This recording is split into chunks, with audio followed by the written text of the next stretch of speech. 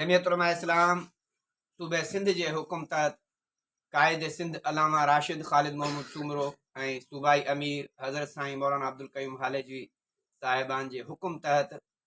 सिंध में ठहंदड़ 6 केनालनि ख़िलाफ़ सिंध धरतीअ खे बंजर बणाइण लाइ, सिंध जे वसंदीअ खे तबाह बर्बाद कराइण लाइ जेको हुकूमत प्लान जोड़ियो आहे केनालनि ठाहिण जो, इन ख़िलाफ़ ऐं सिंध में अगवा फुरूं धाड़ा बदअमनी ख़िलाफ़ जेका चोट ते चढ़ियल आहे।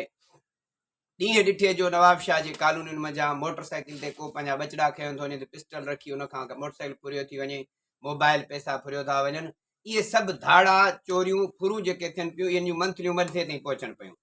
इन बदअमनी ख़िलाफ़ अमुन ऐं शांती लाइ, सिंध जे ज़मीन खे आबाद करण लाइ, बंजर बनाइण ख़िलाफ़ एहतिजाजी रैली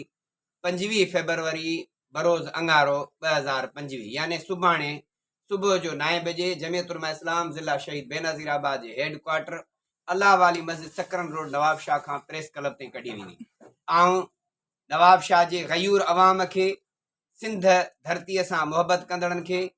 ऐं अमुन शांती घुरंदड़नि खे, जेके पंहिंजे इलाइक़े वतन खे ऐं आबादगारनि खे अमुन सां रहण लाइ, बदअमनी खां बचाइण लाइ इन्हनि सभिनी खे अर्ज़ु कंदुमि त इन जमियत उलमा इस्लाम जे हिन एहतिजाजी रैली में शरीक थी करे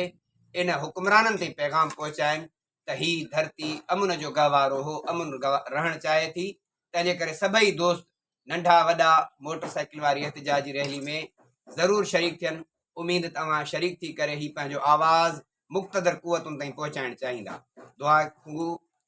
नियाज़ुल्लाह मस्तोई, जमियत उलमा इस्लाम तालका नवाब शाह।